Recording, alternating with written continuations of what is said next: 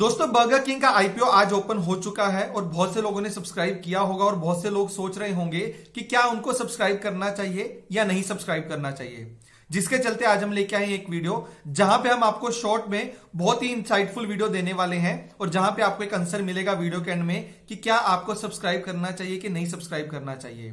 तो आज की वीडियो के अंदर हम पूरी वीडियो को 3 पार्ट्स में डिवाइड करते हैं। सबसे पहले हम आपको बताएंगे बर्गर किंग के बारे में, थोड़ा सा इसके बिजनेस मॉडल के बारे में। सेकंड हम आपको बताएंगे पूरी इंडस्ट्री के बारे में कि इंडस्ट्री के अंदर बर्गर किंग कैसे परफॉर्म करता है या यहाँ पे बाकी प्लेयर्स ने कैसे परफॉर्म किया है पिछले कुछ टाइम के अंदर।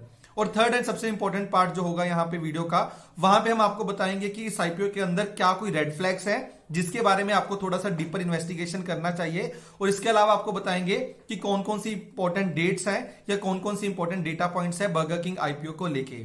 चलिए जल्दी से स्टार्ट करते हैं आज की वीडियो। मैं जगदीप सिंह आपका स्वागत करता हूं ग्रो यूट्यूब चैनल में। अगर आपने अभी तक ग्रो के चैनल को सब्सक्राइब नहीं किया तो जल्दी से ग्रो के चैनल को सब्सक्राइब कर लें। चलिए कम टाइम लेते हुए सबसे पहले चलते हैं बर्गर किंग के बिजनेस मॉडल के बारे में।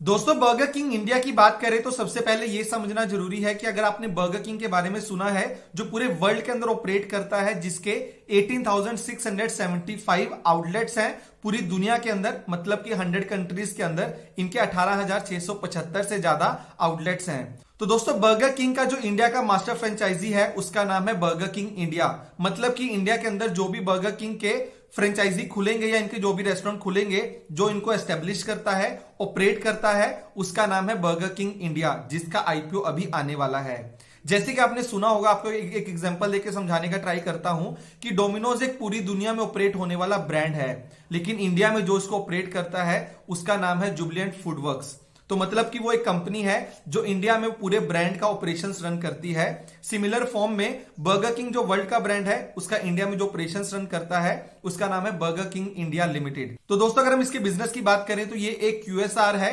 क्यूएसआर टर्मिनोलॉजी आपको बहुत बार सुनने को मिलेगी पूरी वीडियो के अंदर, तो इसकी फुल फॉर्म मैं आपको बता देता हूं, क्विक सर्विस रेस्टोरेंट, जैसे कि डोमिनोज होता है या मैकडोनल्ड्स होता है। तो दोस्तों अगर हम बर्गर किंग की बात करते हैं तो बर्गर किंग ने क्यूएसआर कैटेगरी के अंदर अपना एक अच्छा ब्रांड नेम बनाया है और अच्छा यहाँ पे लोग यूज भी करना स्टार्ट किए हैं बर्गर किंग को पिछले कुछ टाइम के अंदर। अगर हम इसमें इंडिया के आउटलेट्स की बात करते हैं तो बर्गर किंग के इंडिया के अंदर 259 आउटलेट्स हैं, जिसमें से 249 अभी करंटली ऑपरेशनल हैं। तो दोस्तों इस पूरी वीडियो के अंदर जो भी हम डेटा पॉइंट्स की बात करेंगे वो हमने बर्गर किंग इंडिया के रेड हियरिंग डॉक्यूमेंट से लिया है। तो अगर आपको नहीं पता है कि रेड हियरिंग डॉक्यूमेंट क्या होता है, तो हर कंपनी जिसका आईपीओ आने वाला होता है वो अपना रेड हियरिंग डॉक्यूमेंट लेके आता है। तो रेड हियरिंग डॉक्यूमेंट में आपको सारी इंफॉर्मेशन मिलती है उस कंपनी के बारे में, जिसको अभी हम आपको बहुत ही सिंपल भाषा में समझाने वाले हैं। तो दोस्तों यहाँ पे आपको ये इंफॉर्मेशन बहुत आसानी से समझ में आ गई होगी कि बर्गर किंग के करंटली इंडिया में 259 आउटलेट्स हैं। अगर हम इसकी ग्रोथ की बात करें आने वाले टाइम में तो ये एक नंबर बताता है कि दिसंबर 2026 तक इनको इस काउंट को 700 तक लेके जाना है। मतलब कि यहां से 259 से 700 तक लेके जाना है आउटलेट्स को, जहां पे ये आईपीओ का पैसा यूज होने वाला है। तो अगर हम ओवरऑल आईपीओ का ऑब्जेक्टिव देखते हैं बर्गर किंग का लाने का, तो ऑब्जेक्टिव यही है कि जो आईपीओ से पैसा निकल के आएगा उससे वो अपने डेट को कम करेंगे और डेट कम करने के बाद बाकी जो बचा हुआ पैसा है उसको आने वाले टाइम में नए आउटलेट ओपन करने के लिए लगाएंगे, क्योंकि इन्होंने अपना ऑब्जेक्टिव रखा है कि दिसंबर 2026 तक इनको 700 आउटलेट्स खोलने हैं पूरे इंडिया के अंदर। तो दोस्तों इसके बाद अब बात करते हैं कि पूरी इंडस्ट्री के अंदर बर्गर किंग का मार्केट शेयर कितना है in terms of total outlet. तो ये समझने के लिए आपको पता होना चाहिए कि बाकी इनके कॉम्पिटिटर्स कौन से हैं। तो जैसे कि मैंने आपको भी बताया था कि क्यूएसआर कैटेगरी में जो इंडिया में मेन कॉम्पिटिटर्स हैं इस कंपनी के, वो है जुबिलेंट फूडवर्क्स, जो कि डोमिनोज के नाम से जाना जाता है, और दूसरा यहाँ पे मेजर कॉम्पिटिटर है मैकडोनल्ड्स। तो दोस्तों चलिए जल्दी से मैं आपको इन्फॉर्मेशन दिखाता हूं कि पूरे इंडिया के अंदर टोटल जो आउटलेट्स है क्यूएसआर के, उसके अंदर बर्गर किंग का मार्केट शेयर कितना है। जैसे कि आप मेरी स्क्रीन पे देख सकते हैं, ये स्क्रीनशॉट मैंने इस कंपनी के रेड हियरिंग डॉक्यूमेंट से लिया है, जहां पे आपको 2 पाई चार्ट देखने को मिल रहे होंगे। पहले पाई चार्ट में आपको देखने में पता चलता है कि in terms of number of outlets कौन से कंपनी का मार्केट शेयर कितना है। तो यहां पे आप देख सकते हैं कि सबसे बड़ा market share in terms of number of outlets है डोमिनोज का, जिनका मार्केट शेयर 56% का है। मतलब कि पूरी क्यूएसआर कैटेगरी में जो भी मार्केट लीडर है in terms of number of outlets, तो वहां पे डोमिनोज सबसे पहले नंबर पे आता है।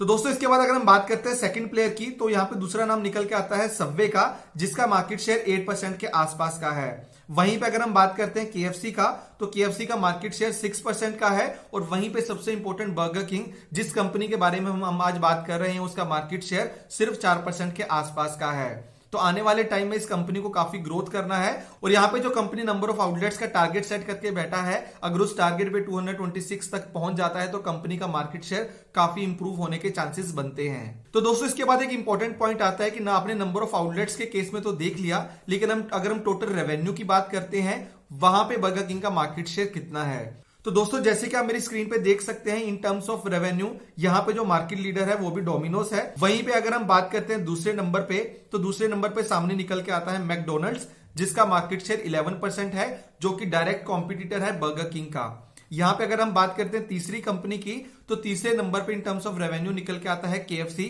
जिसका मार्केट शेयर 10% का है।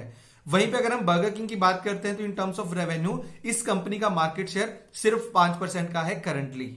तो दोस्तों यहाँ पे नेक्स्ट क्वेश्चन ये खड़ा होता है कि यहाँ पे हमने ये तो समझ लिया कि क्यूएसआर सेगमेंट में एक अच्छा ग्रोथ हुआ है, वहां पे मेजर कॉम्पिटिटर्स के बारे में भी समझ लिया, लेकिन ऐसा यहाँ पे क्या ड्राइवर है जो इस पूरी इंडस्ट्री को ड्राइव कर रहा है, जिसका एग्जांपल आपको इस कंपनी के रेड हियरिंग डॉक्यूमेंट के अंदर ही देखने को मिलेगा। तो दोस्तों आपको मैं स्क्रीनशॉट दिखा रहा हूं जो मैंने इस कंपनी के रेड हियरिंग प्रोस्पेक्ट डॉक्यूमेंट से लिया है, जहां पे आपको देखने को मिलेगा कि कंपनी ने बहुत क्लियरली फोकस करके लिखा हुआ है इंडिया की पॉपुलेशन के ऊपर। और अगर हम इंडिया की पॉपुलेशन की भी बात करते हैं, तो बहुत ज्यादा फोकस दिया गया है यंग पॉपुलेशन के ऊपर, क्योंकि दोस्तों यहां पे ऐसा माना जाता है कि जहां भी जिस कंट्री में एक यंग पॉपुलेशन का परसेंटेज ज्यादा है, वहां पे फास्ट फूड का पेनिट्रेशन ज्यादा होगा, मतलब कि उस इंडस्ट्री में ग्रोथ होने के चांसेस ज्यादा हैं। तो दोस्तों जैसे कि आप मेरी स्क्रीन पे देख सकते हैं, यहां पे बहुत क्लियरली दिखाया गया है, इस कंपनी ने अपने रेड हियरिंग प्रोस्पेक्ट डॉक्यूमेंट में बताया है कि कैसे इंडिया का जो अभी मीडियम एज है वो काफी कम है, जो कि 28 के आसपास का है। और इसका कंपैरिजन भी किया गया है बाकी कंट्रीज के साथ, जिसके कंपैरिजन में इंडिया का जो मीडियन एज है वो काफी ज्यादा कम है।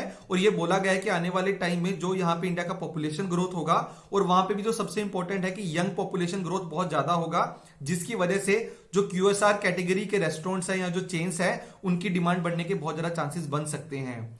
और जिसकी अपॉर्चुनिटी को देखते हुए बर्गर किंग इंडिया में आने वाले टाइम में काफी ज्यादा अग्रेसिवली ग्रो करना चाहता है, और जिसका ग्रो करने के लिए उनको ज्यादा आउटलेट्स खोलने पड़ेंगे, और ज्यादा आउटलेट्स खोलने के लिए वो पैसा रेज करना चाहते हैं थ्रू आईपीओ।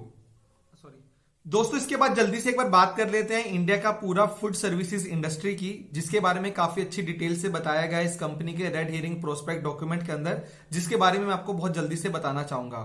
तो दोस्तों जैसे कि आप मेरी स्क्रीन पे देख सकते हैं, ये स्क्रीनशॉट हमने कंपनी के रेड हियरिंग प्रोस्पेक्ट डॉक्यूमेंट से लिया है, जो आपको बताता है इंडिया में फूड सर्विसेज का मार्केट साइज।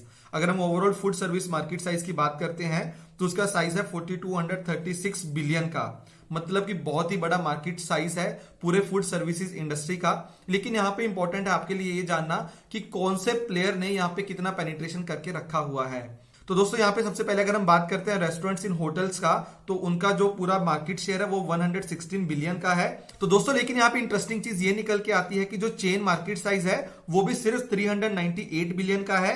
वहीं पे अगर हम बात करते हैं स्टैंड अलोन रेस्टोरेंट्स की, तो उनका मार्केट शेयर भी 1203 बिलियन के आसपास का है। लेकिन सबसे बड़ा जो यहाँ पे मार्केट शेयर है वो अभी भी अनऑर्गेनाइज सेक्टर के पास है। अगर मैं यहाँ पे अनऑर्गेनाइज सेक्टर की बात करता हूं, तो उनका जो ओवरऑल साइज है वो 2519 बिलियन का है। तो दोस्तों यहाँ पे एक इंपॉर्टेंट चीज निकल के आती है कि जो चेन मार्केट साइज है जो कि 398 बिलियन का है, वो अभी बहुत छोटा है as compared to overall unorganised market segment, क्योंकि उसका साइज अभी पूरी फूड सर्विसेज मार्केट के अंदर सबसे बड़ा है। दोस्तों आने वाले टाइम में अगर क्यूएसआर कंपनीज या चेन कंपनीज आने वाले टाइम में अनऑर्गेनाइज सेक्टर के अंदर एक अच्छा पेनिट्रेट कर पाती हैं, तो वहां पे ग्रोथ का पोटेंशियल अभी भी बहुत ज्यादा है। तो दोस्तों यहाँ पे अगर आप पूरी डिटेल के अंदर पढ़ना चाहते हैं इस पूरी इंडस्ट्री के बारे में या इस पूरे सेगमेंट के बारे में, क्योंकि अगर हम उसके बारे में डिस्कशन करेंगे तो वीडियो बहुत ज्यादा लंबा हो जाएगा, तो उसके बारे में पढ़ने के लिए आप ग्रो पे जा सकते हैं। वहां पे आप आईपीओ के सेक्शन में जा सकते हैं।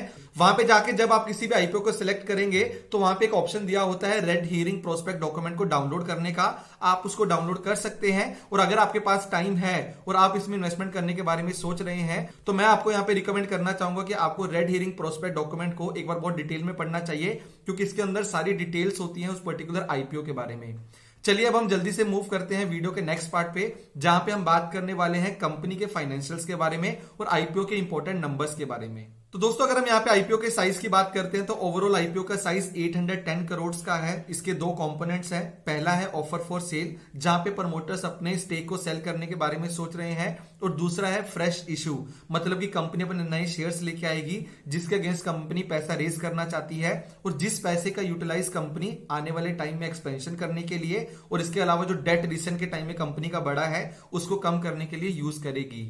अगर मैं आपको इसके बाइफर्केशन के बारे में बताता हूं तो 450 करोड़ इस कंपनी का फ्रेश इशू से निकल के आएगा। अगर हम बात करते हैं यहाँ पे 360 करोड़ की, तो वो कंपनी को ऑफर फॉर सेल से निकल के आएगा, जहां पे कंपनी के एग्जिस्टिंग प्रमोटर्स अपने शेयर्स को सेल करेंगे। तो दोस्तों इसके बाद बात करते हैं कंपनीज के रेवेन्यूज की, जो कि पिछले कुछ टाइम के अंदर बहुत ही ज्यादा एक्सपोनेंशियली ग्रो किए हैं, जो कि एक पॉजिटिव चीज निकल के आती है इस कंपनी के लिए।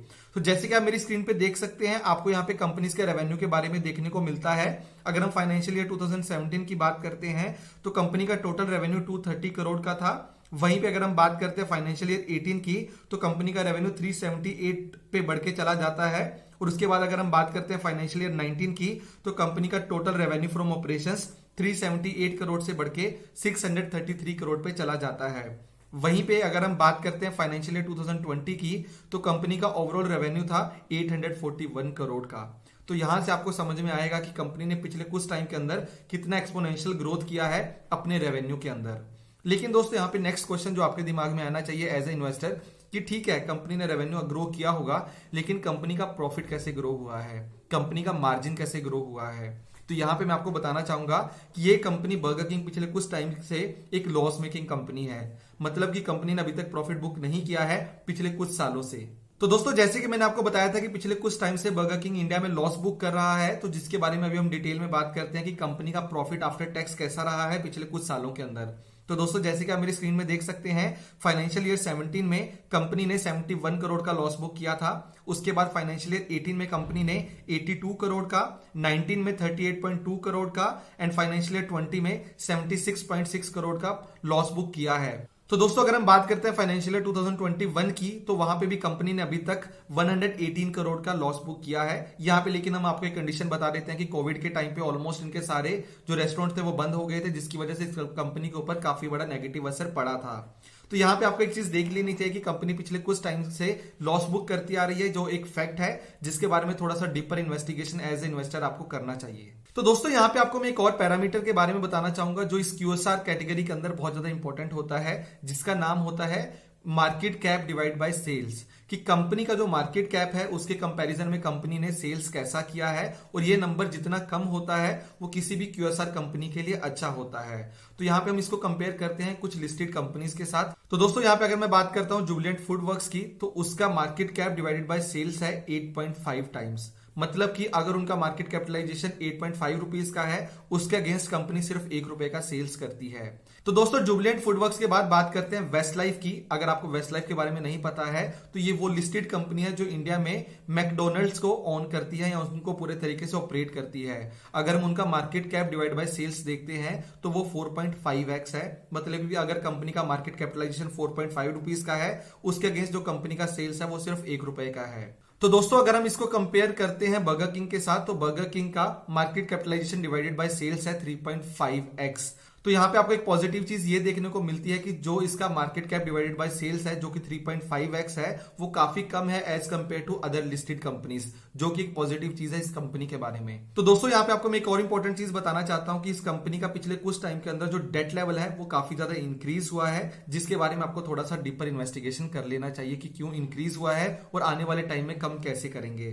तो लेकिन यहाँ पे कंपनी ने सामने से बताया है कि इस आईपीओ से जो पैसा निकल के आएगा, सबसे पहले वो उससे अपना डेट लेवल कम करेंगे और जो बाकी बचा हुआ पैसा है उससे आने वाले टाइम में ग्रोथ करेंगे, ताकि जो इनका ओवरऑल ऑब्जेक्टिव है 700 आउटलेट्स का बाय दिसंबर 2026 उस अपने ऑब्जेक्टिव को मीट कर सके। तो दोस्तों अगर हम आईपीओ की डिटेल्स के बारे में बात करते हैं तो आप इस आईपीओ के लिए 2 से 4 तारीख के बीच में आईपीओ के लिए बिड कर सकते हैं, और आईपीओ बिड करने के लिए आप ग्रो की वेबसाइट पे जाके आईपीओ सेक्शन में जाके अपने आईपीओ के लिए बिड डाल सकते हैं। लेकिन इसके लिए अगर आपने अभी तक डीमैट अकाउंट नहीं खोला है तो सबसे पहले आपको डीमैट अकाउंट खोलना पड़ेगा, क्योंकि विदाउट डीमैट अकाउंट आप किसी भी आईपीओ के लिए बिड नहीं कर सकते। तो दोस्तों इसके बाद अगर हम बात करते हैं अलॉटमेंट की, तो अलॉटमेंट की डेट 10 या 11 दिसंबर को आएगी, और इस कंपनी का जो लिस्टिंग डेट है वो 14 दिसंबर के आसपास का माना जा रहा है। तो ये सारी इन्फॉर्मेशन आपके लिए जरूरी है अगर आप इस कंपनी में आईपीओ के लिए बिड करने के बारे में सोच रहे हैं तो। लेकिन इसके लिए मैं आपको फिर से बताना चाहूंगा कि एक बार अपना एनालिसिस कर लें और डीपर एनालिसिस करने के बाद ही डिसाइड करें कि क्या आपको इस कंपनी के आईपीओ में बिड करना चाहिए नहीं बिड करना चाहिए। मैं उम्मीद करता हूं कि आपको आज की वीडियो अच्छी लगी होगी। अगर आपको आज की वीडियो अच्छी लगी तो वीडियो को लाइक करें, कमेंट करके बताएं कि आपको क्या लगता है कि क्या हमें बर्गर किंग के आईपीओ में सब्सक्राइब करना चाहिए या नहीं सब्सक्राइब करना चाहिए।